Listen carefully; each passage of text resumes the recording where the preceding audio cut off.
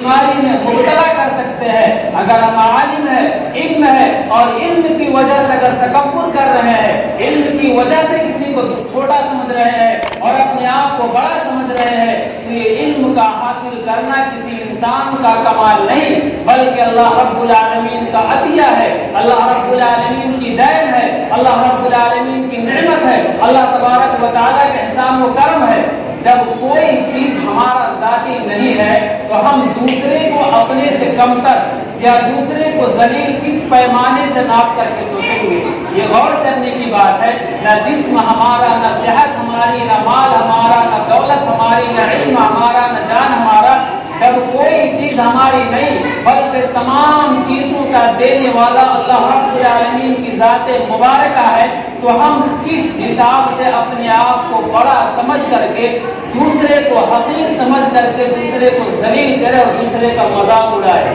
اللہ رب العالمین نے اسے کو فرمایا، یا ایھا الذین آمنوا لا یسخر قوم من قوم عسى ان یکونوا خیرا منهم ولا نساء من نساء عسى ان یکن خیرا منهن۔ اللہ تعالیٰ فرماتے ہیں کہ مذاق اڑا رہا ہے اور جس کا مذاق اڑایا جا رہا ہے ہم ذلیل سمجھ کے کسی کا مذاق اڑا رہے ہیں۔ ہو سکتا ہے اللہ تبارک و تعالیٰ کے دربار میں کوئی اس کا عمل ایسا ہو جو اللہ تبارک و تعالیٰ نے قبول کر لیا ہو اور ہم بڑا بن کے جو اس کا بے عزتی کر رہے ہیں، اس کا جو مذاق اڑا رہے ہیں، اللہ کے پاس ہمارا کوئی بھی عمل نہیں ہو تو انجام کے اعتبار سے ہم جس کو مذاق ذلیل سمجھ کے اڑا رہے ہیں وہ بہتر ہے۔ حضرت ذی مصری رحمۃ اللہ علیہ بڑے پائے کے عالم بزرگ علماء کرام میں سے گزرے ہیں۔ ایک مرتبہ وہ راستے میں کہیں جا رہے تھے اور ہر لوگ ہوتے ہیں دوسرے پر بولنے والے اور علماء پہ بولنے والے زیادہ ہوتے ہیں، تو حضرت ذی مصری رحمۃ اللہ علیہ سے کسی نے کہا کہ حضرت آپ یہ بتائیے،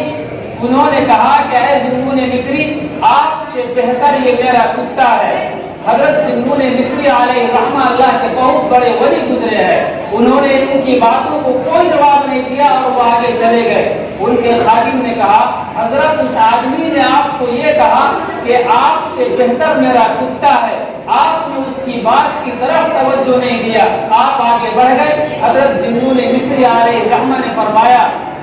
مجھے اپنے بارے میں کچھ معلوم نہیں، جب میں مر جاؤں گا اللہ رب العالمین میری بخشش کر دیں گے، میں جنت چلا جاؤں گا، اس وقت میں یہ سوچوں گا کہ میں کتے سے بہتر ہوں، اور اگر میں مر گیا اللہ رب العالمین نے میری بخشش نہیں کی، جنت کا پروانہ عطا نہیں کیا، جہنم میں داخل کر دیا، تو اس وقت یہ کتا مجھ سے بہتر ہوگا۔ حضرت ذی مصری علیہ رحمہ فرماتے ہیں، کتا جب مر جائے گا تو کتا مرنے کے بعد مٹی ہو گیا، نہ وہ دوبارہ زندہ ہوگا، نہ اس کو اللہ رب العالمین کے سامنے حساب و کتاب دینا ہے، اور نہ حساب و کتاب کے بعد کتے کو جنت یا جہنم میں داخل کیا جائے گا، بلکہ کتے کو تو مٹی کر دیا جائے گا دوسرے جانوروں کو۔ تو حضرت ذی مصری فرماتے ہیں کہ اس وقت اگر میری بخشش نہیں ہوئی اور میں جہنم میں چلا گیا تو اس وقت یقیناً یہ کتا مجھ سے بہتر ہوگا، اس لیے کہ یہ جہنم میں نہیں جائے گا۔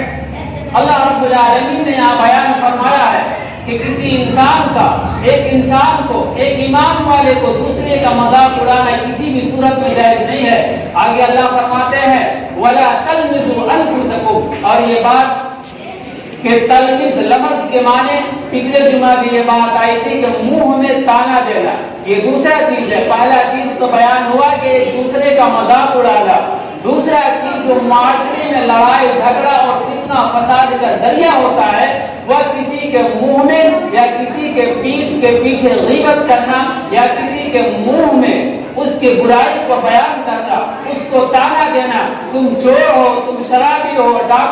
تم ڈاکہ ڈالتے ہو، تم زانی ہو، فلان ڈھکان وغیرہ کی جو گناہ کی کام وہ کرتا ہے، اس گناہ کی وجہ سے اس کو آگ دلانا اور اس گناہ کو اس کے منہ میں ایسا بیان کرنا کہ اس انسان کا دل دکھے اور اس کو تکلیف محسوس ہو۔ اللہ رب العالمین نے فرمایا، وَلَا تَلْمِزُوا أَنفُسَكُمْ، اور تم اپنے آپ کو تانا مت دو۔